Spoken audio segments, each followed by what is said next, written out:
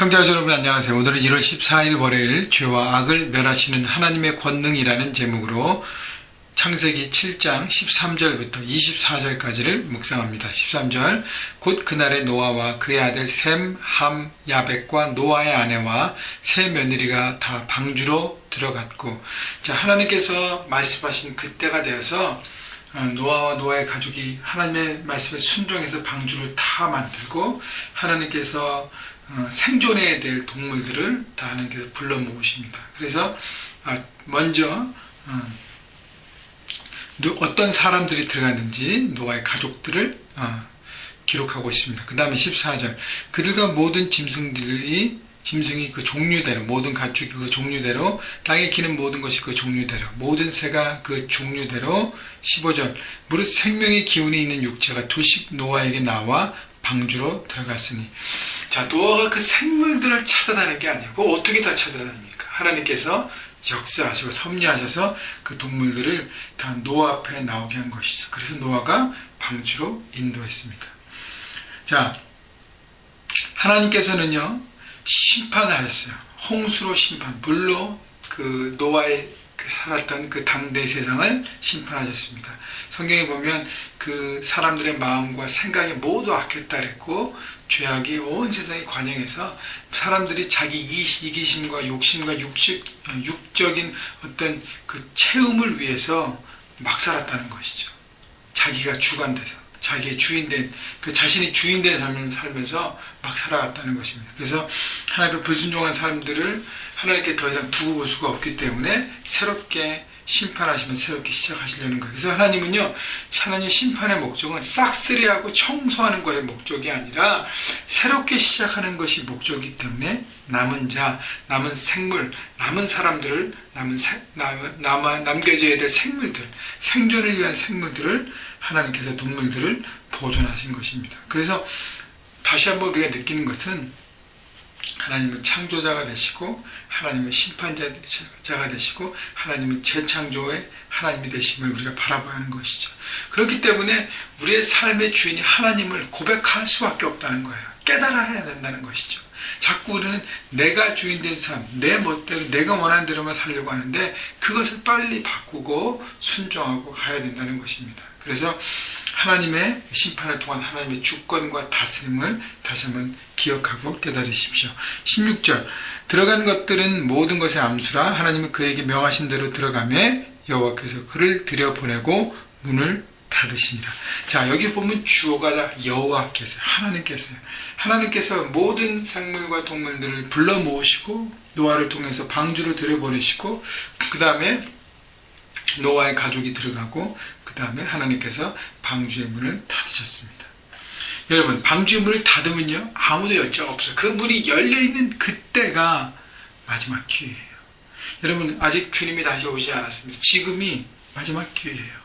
하나님의 구원의 마지막 때라는 것이죠. 그렇기 때문에 우리가 빨리 하나님의 사랑과 하나님의 그 은혜를 우리 삶 가운데 나타내서 전해서 그들도 아버지의 구원의 방주의 대열에 오르게 해야 될 사명이 책임이 있다는 것이죠. 자, 방주의 문을 닫으신 하나님, 닫으신 문을 열 수 있는 사람이 아무도 없다는 것입니다. 그렇기 때문에 우리 각자에게 적용하면 하나님 앞에 회개할 부분들을 돌이켜서 회개하고 새로운 삶을 추구해야 될 그런 생각의 어떤 그 방주의 문을 닫으시는 하나님의 그 모습을 보면서 우리가 깨달아야 될 부분입니다. 자, 17절 홍수가 땅에 40일 동안 계속된지라 물이 많아져 방주가 땅에 떠올랐고 물이 더 많아져 땅에 넘치니 방주가 물에 떠다녔으며. 자, 40일 동안 비가 밤낮으로 왔습니다. 40일 동안 그냥 홍수가 내린 거예요. 자, 그래서 배가 떠올랐는데, 여러분, 방주를 지키시고 주관하시는 분은 누구예요? 하나님이십니다. 왜냐하면 방주는 동력 시스템이 없어요. 그래서 어떤 방향을 정하는 키도 없습니다. 그냥 맡기는 삶이에요. 그냥 물이 흐르는 대로 하나님께서 인도하시는 삶이 바로 방주 안에 사는 것입니다. 그런데 보세요. 방주 밖은 다 죽음입니다. 방주 안에만 생명이 살아있습니다. 하나님께서 그 방주 안을 주관하십니다. 그래서 우리의 삶에 하나님의 주인 되신 날마다 인정하고 고백하고 우리가 맡겨드릴 때만 우리의 삶이 하나님의 뜻 가운데 평안과 행복한 축복된 삶을 살아가는 것이죠. 그게 아니라 나는 내 멋대로 내 뜻과 내 타임라인과 내 뜻대로 해야 돼. 방주 밖으로 나와야 됩니다. 그러면 결국 헛되고 헛된 삶, 죽음으로 끝나는 것입니다. 19절 물이 땅에 너욱 넘침에 천하의 높은 산이 다 잠겼더니 물이 불어서 15규빗이나 오르니 산들이 잠긴지라.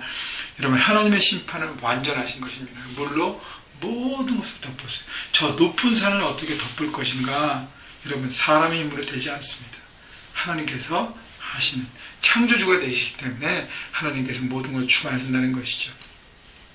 21절 땅 위에 움직이는 생물이 다 죽었으니 곧 새와 가축과 들짐승과 땅에 기는 모든 것과 모든 사람이라. 육지에 있어 그 코에 생명의 기운에 숨이 있는 것은 다 죽었더라. 자, 모든 것들이 다 죽음을 당했습니다.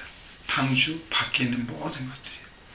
23절 지면의 모든 생물을 쓸어 버리시니 곧 사람과 가축과 기는 것과 공중의 새까지라. 이들은 땅에서 쓸어버림을 당하였으되 오직 노아와 그와 함께 방주에 있던 자들만 남았더라.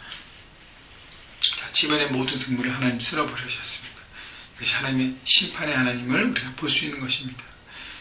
방주 밖은 자기가 주인 돼서 살아가는 사람들 다 하나님으로부터 심판을 당했습니다.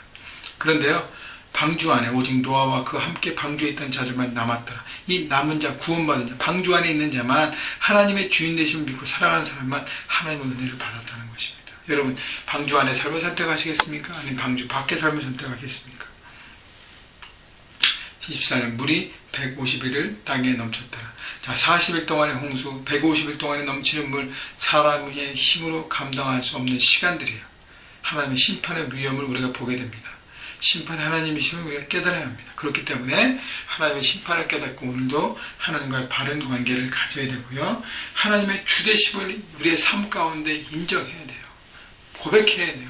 이런 입술로만 아니라 시간과 물질과 내 중심과 에너지와 내 모든 것을 통해서 그것을 인정하고 고백하고 살아가야 합니다. 여러분 하나님의 주인 되심을 오늘도 인정하시면서 한 주간 주님의 주인 되신 그 고백을 여러분 가정에서 캠퍼스와 또 여러분 직장과 일터에서 여러분 고백하시고 승리하시는 여러분 모두가 되시기를 주님의 이름으로 축원합니다.